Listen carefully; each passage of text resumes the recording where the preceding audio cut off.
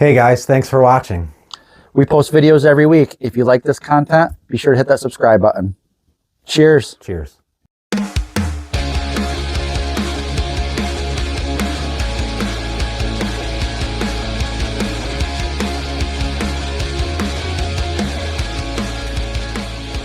What's good, everybody? I'm Johnny Danger, I'm Jesse Wheeler. and we are the Dangerous Dudes.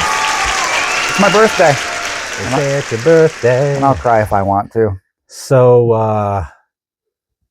how does it feel day one of the final year in your 40s? Well, how do you think it feels? You would know. Feels fantastic. I'm guessing. I I was want time to slow down to this next 364 days. Yeah, I want to pump the brakes a little bit, but this is my first brake pump.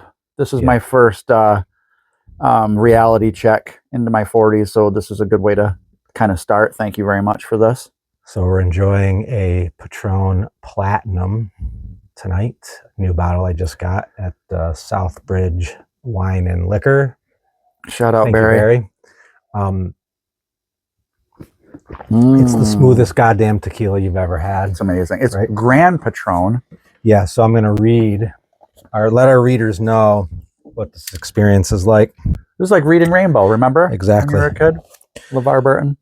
Gran Patron Platinum is crafted in limited quantities from only the highest quality 100% Weber Blue agave. And by the way, Patron, if you're listening or watching, we're giving this time is free. Yeah. Next time it's going to cost you. Yeah. So we do accept payment in tequila. Yes, we do. We carefully hand select from each harvest only the agave with the highest sugar content to ensure the best possible flavor and aroma. The agave is steam baked in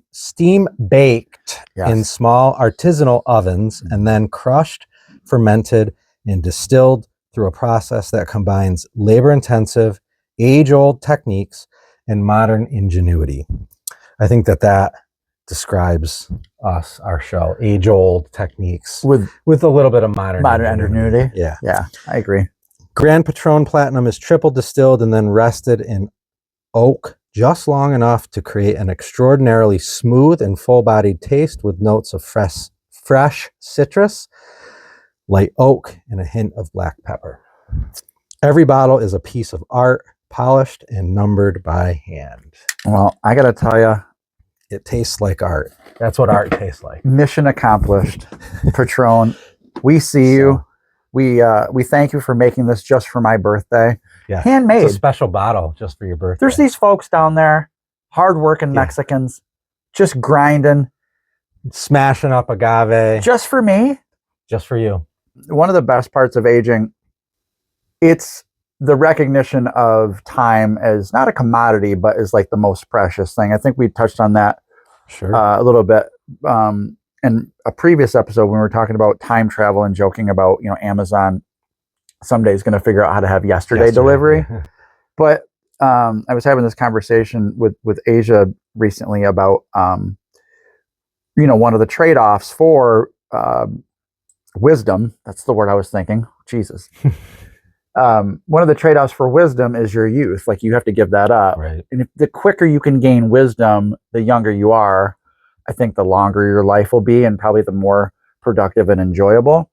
But you don't really see that as it's happening. You don't usually see that in real time. You just feel like you've got all this time. It's like a good young sports team, right? Like, they go to the playoffs, they stub their toe, and they get bounced. They grow up. And everybody thinks, though, that like, they'll be back. Maybe they won't. Yeah. So like, seizing opportunities is crucial, but just the wisdom that time is the most precious thing, I think, is the greatest gift of aging. They don't make any more of it. No. So remember in The Office, there was the Finer Things Club. Yeah. And as you get older, we've talked about this a lot through the whole beer tournament.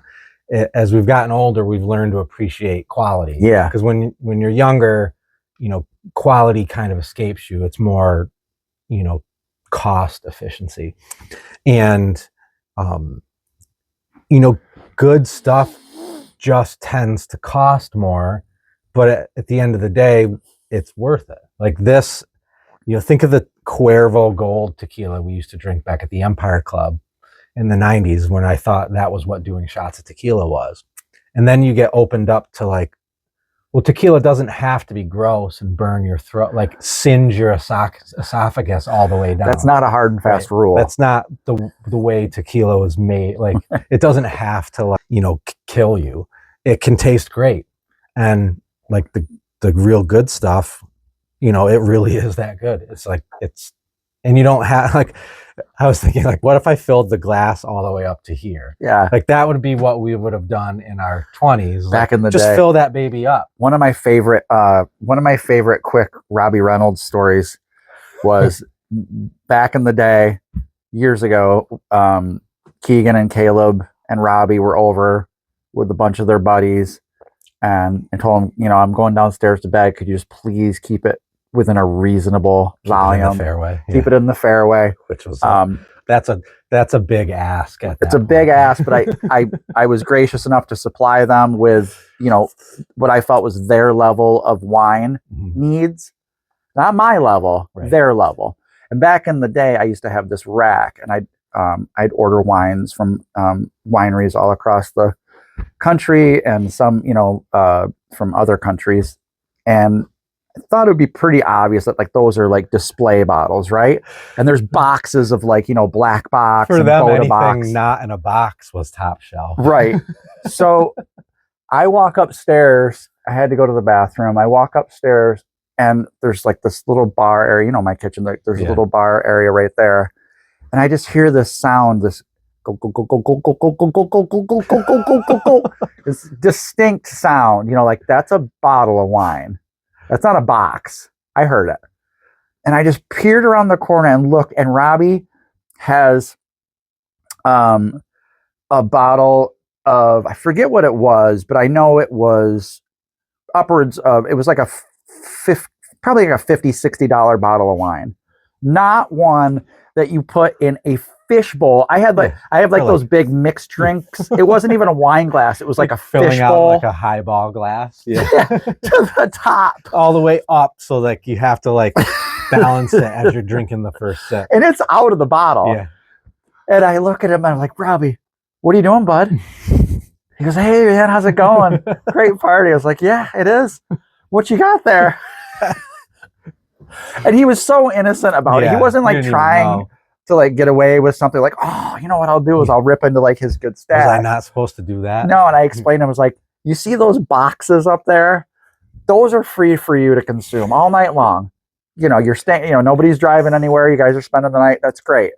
This I'd like to see never happen again. The next time he came over, the boxes should have had like a Robbie label with a picture of him. We have so many great stories. We probably need to get his permission to divulge them on camera. But man, oh my God, that kid. One of my favorite stories with him, it's going to turn into the Robbie hour, was Sterling, my cat, used to like bully Robbie into like feeding him, because Sterling, was very yell at you. Vocal. Yeah. He would like let you have it if he thought you did something wrong.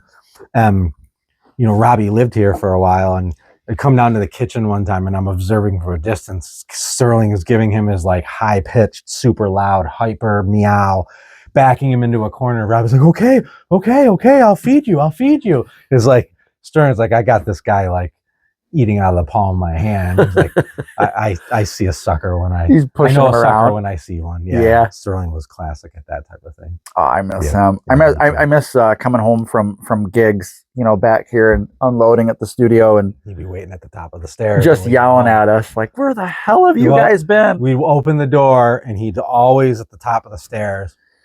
And at first, it was just a stare of judgment, like just looking at you, like, is almost like this. Do you realize what time it is? Like I'm literally withering away here. And then as we start loading the gear, and it's the like, you're not gonna load that in before you feed me. It's like a super high pitch. He's been patient enough. God damn it! How many times do I have to tell you? But you know what his payback was? All right, guys, stay out all night, play your stupid songs that nobody likes. Yeah. They just clap because they feel sorry for you.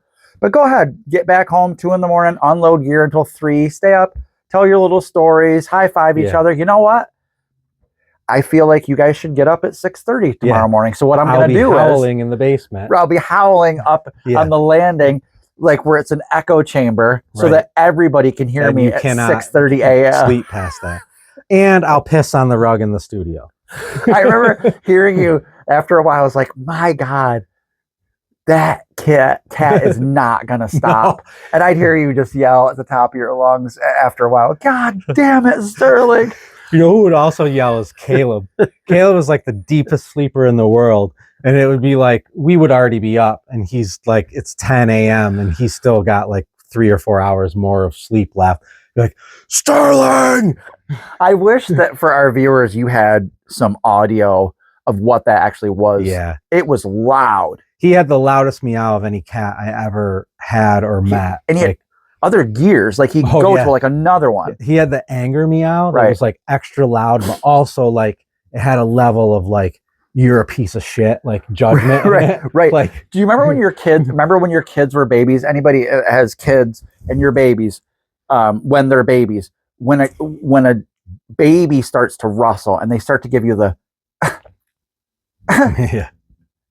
where they're about to unleash, and it's like that's those are like the little, like the little tremors before the earthquake is coming. Before the that is their little warning that like you better get this shit figured out, because I'm uncomfortable, and in about 3 minutes everybody here is going to be uncomfortable, because I'm going to be screaming at the top of my lungs. When you're a new parent, you don't recognize those signs, call, that warning cry, where you're like you're just like letting it linger there. You're letting it marinate. He'll be all right. After like a week, you're like, oh my God, I gotta get this under control. Like before this, like, you know, you're trying to like smooth things over. It's okay. Before the like avalanche comes down, where it's, you know, the newborn baby has those crying fits that you just gotta like withstand them. Oh yeah, especially like the nighttime body ones. Armor and Now Caleb, when he was a newborn, was a big time crier, and that's their way of communicating. It's not like they're bad. It's just like they don't know how to talk or communicate. Right, and they're dumb. They're dumb. Babies are dumb, and they're like Rory Scovel. Women are dumb. We're not saying that. We are not saying that. But it's a very funny skit about Adam and Steve. So, anyways, babies, they don't know how to communicate, and that's their way. Like, I'm just gonna roar like a lion. I know what I can do. So Caleb did that. Lexi was like an angel. She was an angel from heaven, where it came down and was just like, she'd look up at you and be like, I'm not gonna cry, just like hold me and then put me to bed. She was like, I can remember she would like ask to take naps. Getting Caleb to take a nap, like my mom still jokes about it. You have to drive him around the neighborhood for like 15 minutes to get him to fall asleep. Right. He loves to sleep. This is Caleb that would prefer to sleep 20 out of 24 hours a day if he could get away with it. But like back then you had to drive him around. We would like take him out of the car. He would sometimes sleep in this. Remember, you had the car seats that would like clip in. Oh yeah, like you pull him out. You keep the base already. He would sleep in that at night because it's like we didn't want to rattle him. We got him to sleep. You have him sleep out in the car at night? No, he'd sleep in the car seat. That was your solution? Yeah, just leave him in the car. It doesn't matter. Man, I can't get any sleep. Newborn babies crying. It's only going to be 40 tonight. One of your friends. Yeah. You're talking to one of your friends that has a newborn kid, and they're not getting any sleep. They're all razzled. Just leave him in the car seat. And you're like, have you thought about leaving him in the car seat? You can lock the door. It's not like somebody's going to steal them. They're fine. And it's supposed to be in the mid 40s tonight. They're okay. They'll survive. Extra blanket. Just strap them in. Put a heavy fleece blanket on them. They got a diaper on them. Are you serious? Are you serious, Clark? So like Lexi would ask to take naps. Can I take a nap? And I was like, F yeah, you can. I remember after Lexi, you're like, let's have another one. One time we were at Disney World, and it had been a long day. You get back to the room. Remember, like you go on those Disney World trips. It's a long day. It's fun. But the dad is like stressed out from carrying everything and like dealing with everything. I need to have a cocktail and like relax and Oh, turn yeah. on the TV. I can remember we got back to the room one night and it's probably like 9 o'clock and we have plans the next morning, but like, it's like, I need to have a beer. I'm going to sit and turn on like whatever's on TV and just like sit here and veg for like an hour. I turn on the TV. We're all getting ready. They're all getting ready for bed. And Lexi takes the remote from my hand. She turns off the TV and she goes, "It's time for bed."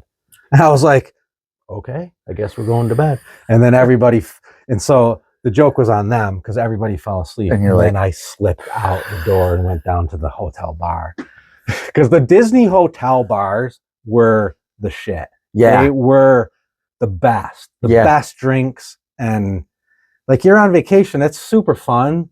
But also there's you need to let off a little steam. Yeah, you do. And one of the ways to do that is to head down to the hotel bar. The hotel bar. Nice, like, $30 margarita. What was the first, like the big step up from like the value? Remember we would go like when we were young and the kids were young, you go for like those value deals, right? And then after you start to make a little bit more money and then you also understand the way Disney works.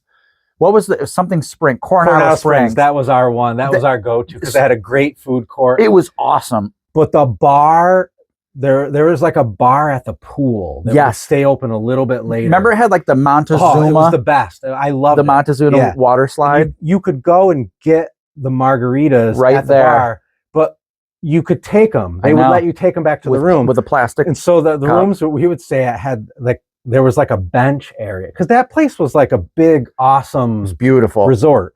And so adjacent to any room in that resort were like, there was like hammocks, and benches and stuff like that. So like near our room on a night like that, where it's like, I can't go to bed yet. Like I need to like let off some steam. And they're all crashed out. Late 20s. Yeah. And go get a margarita and sit out on the bench and drink one and then go get another one. And then well, that was back when you could go all gas, no brakes. Yeah, you could put a few down, but I could still get by on going to bed at midnight and getting up at 6 and getting ready. That's what I mean. That is all gas, no brakes now. All gas, no brakes. You do that now. So I do that now and I'm like, the ambulance is coming. All right, well, I might be getting older, but I still feel pretty dangerous. So I also feel pretty dangerous myself. Yeah. So here we go. Cheers. Thanks guys for watching and celebrating with me. Like, share, and subscribe. Hit that subscribe button. Yeah, ring the bell for notifications so you know when new content is available. And we will see you guys real soon. Thanks again. Cheers. Peace.